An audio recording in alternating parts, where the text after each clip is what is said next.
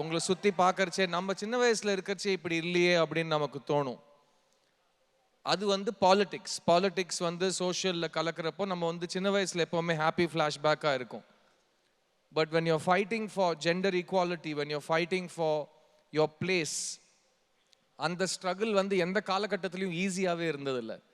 So இன்னைக்கு நீங்கள் எந்த ஜெண்டராக இருந்தாலும் நீங்கள் வந்து ஜெயிக்கிறீங்கன்னா நீங்கள் ஜெயிச்சதுக்காக பட்ட ஸ்ட்ரகிள் 2023 ஸ்ட்ரகிள் கிடையாது. அது வந்து 1000 வருஷத்தில் நடந்த ஸ்ட்ரகிள். அந்த ஸ்ட்ரகிள் வந்து உங்ககிட்ட ரிலே ரேஸ் மாதிரி உங்கள் கையில் கொடுக்கப்பட்டிருக்கு.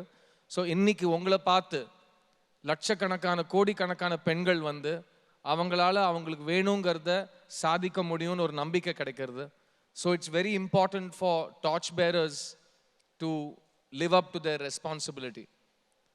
ஸோ இன்றைக்கி நான் கொடுக்க போகிற அவார்டு ஆல்சோ இட் இஸ் ஜென்ரலாகவே ஒரு பர்சன் பற்றி நீங்கள் சொல்கிறப்போ அவங்களோட ஸ்ட்ரகிள் நீங்கள் இப்போ கேட்பீங்க. அவங்க சர்வைவலுக்காக என்ன பண்ணாங்க அதை பார்த்து நம்ம அட்மையர் பண்ணுவோம்.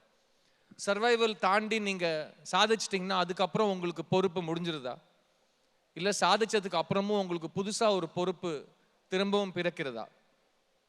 Those who have access, those who have made it, their decision to keep on doing the right thing is what the world is alive based on today.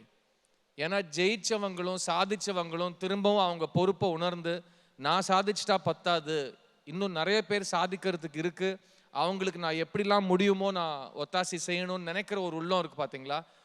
அது எனக்கு ரொம்ப பிடிச்சி நான் ரொம்ப மரியாதை கொடுக்குற ஒரு நினைப்பு அது.